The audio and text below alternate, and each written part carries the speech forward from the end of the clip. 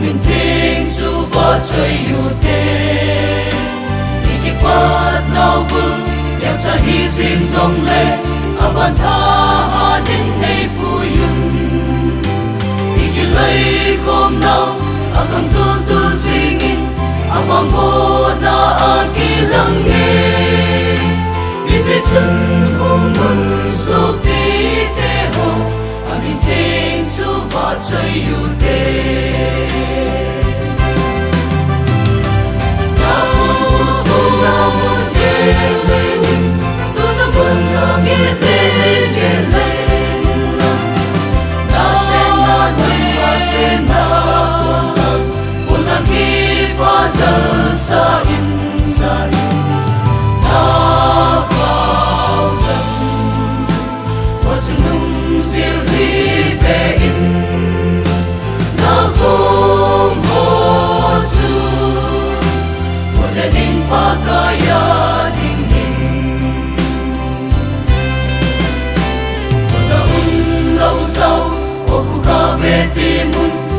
Pakai Jisun aseye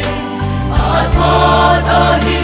Minin aku sotai Sangatin silo yu hite Kamtin pai cham le Ting la nga chiu hitim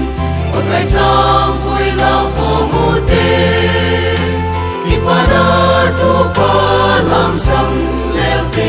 Isang lo vin ki pan nu te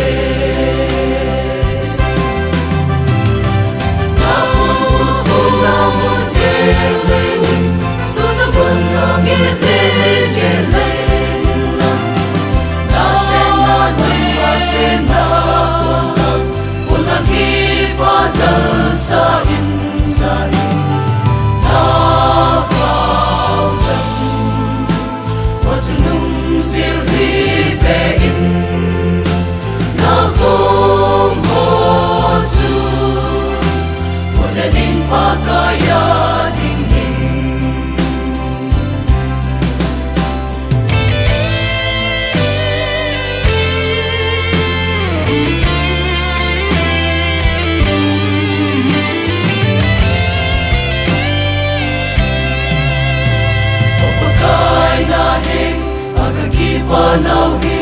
na lung thai na hung hi ta hen kan son se na ho san tu Jesu zong le bu bang in nei sop ting se lun lung he na sanga ki pa na thau nam tui pa chai na von ki bun